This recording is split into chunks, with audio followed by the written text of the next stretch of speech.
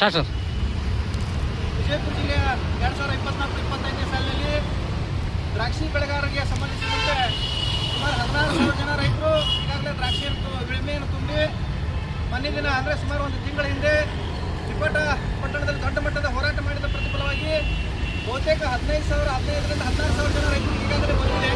ಅದರಲ್ಲಿ ಸುಮಾರು ಇನ್ನೂ 1885 ಜನ ರೈತರಿಗೆ ದ್ರಾಕ್ಷಿ ಪರಿಹಾರ ಬರದೆ ಈ ಅಧಿಕಾರಿಗಳು ಮತ್ತು ಇನ್ಶೂರೆನ್ಸ್ ಕಂಪ್ನಿಯವರು ರೈತರಿಗೆ ಪದೇ ಪದೇ ಅನುದಾನವಂತೆ ಮಾಡ್ಲಾಕತ್ತಾರೆ. ಆ ನಿಟ್ಟಿನೊಳಗೆ ಇವತ್ತಿನ ದಿನ ಮಾನ್ಯ ಜಿಲ್ಲಾಧಿಕಾರಿಗಳಿಗಿರ್ಬೋದು ಮತ್ತು ತೋಟಗಾರಿಕಾ ಇಲಾಖೆ JD ಅವರಿಗೆ ಏನದ ಇವತ್ತಿನ ದಿನ ಮನವಿಯನ್ನು ಸಲ್ಲಿಸುವುದರ ಮೂಲಕ ಆದಷ್ಟು ಬೇಗನೆ ಈ ಒಂದು ಉಳಿದಂಥ 1800 ಮಂದಿ ರೈತರಿಗೂ ಕೂಡ ದ್ರಾಕ್ಷಿ ಪರಿಹಾರವನ್ನು ಕೊಡಬೇಕು. ಇದರಲ್ಲಿ ಯಾವುದೇ ಮುಲಾಜಿಲ್ಲ. ಯಾಕಂತಂದ್ರೆ ಎಲ್ಲ ರೈತರು ಕೂಡ ನಿಜವಾದ ರೈತರು ದ್ರಾಕ್ಷಿಯನ್ನು ಬೆಳೆದಿದ್ದಾರೆ. ಆ ನಿಟ್ಟಿನೊಳಗೆ ಇವತ್ತಿನ ದಿನ ತಿಕೋಟ ತಾಲೂಕಿನ ಕಲ್ಬಿಡಿ ಗ್ರಾಮದಿಂದ ಸುಮಾರು 85 ಜನ ರೈತರಿಗೆ ಈಗಾಗಲೇ ದ್ರಾಕ್ಷಿ ವಿಮೆ ಬಂದಿಲ್ಲ ಅಂತೇಳಿ ಆ ಗ್ರಾಮದ ಎಲ್ಲ ರೈತ ಬಂದವರು ಕೂಡ ಇವತ್ತಿನ ದಿನ ಆಗಮಿಸಿದ್ದಾರೆ.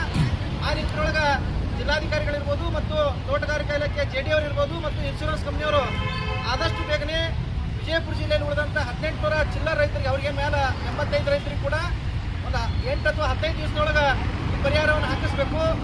ಇಲ್ಲವಾದಂಥ ಸಂದರ್ಭದಲ್ಲಿ ಜನವರಿ 16ನೇ ತಾರೀಕಿನಂದು ವಿಜಯಪುರ ಜಿಲ್ಲೆಯ ತೋಟಗಾರಿಕಾ JD ಕಚೇರಿ ಮುಂದುಗಡೆ ಬೃಹತ್ ಪ್ರಮಾಣದ ಹೋರಾಟವನ್ನು ಈಗಾಗಲೇ ಕರ್ನಾಟಕ ರಾಜ್ಯ ರೈತ ಸಂಘ ಶಿವಸೇನೆ ವತಿಯಿಂದ ಮಾನ್ಯ ಜಿಲ್ಲಾಧಿಕಾರಿಗಳಿಗೆ ಮತ್ತು JD ಅವರಿಗೆ ತಿಳಿಸುವುದರ ಮೂಲಕ ನಾವೇನದ ಆಗ್ರಹ ಮಾಡಿದ್ದೀವಿ. ಆದಷ್ಟು ಬೇಗನೆ ಎಲ್ಲ ರೈತರಿಗೂ ಕೂಡ ಪರಿಹಾರ ಕೊಡಬೇಕು. ಇದರಲ್ಲಿ ಯಾವುದೇ ತಾರತಮ್ಯ ಮಾಡಬಾರ್ದು ಅಂತೇಳಿ ಸಂಪೂರ್ಣ ಆಗ್ರಹ ಮಾಡ್ತಾ ಇದ್ದೀವಿ.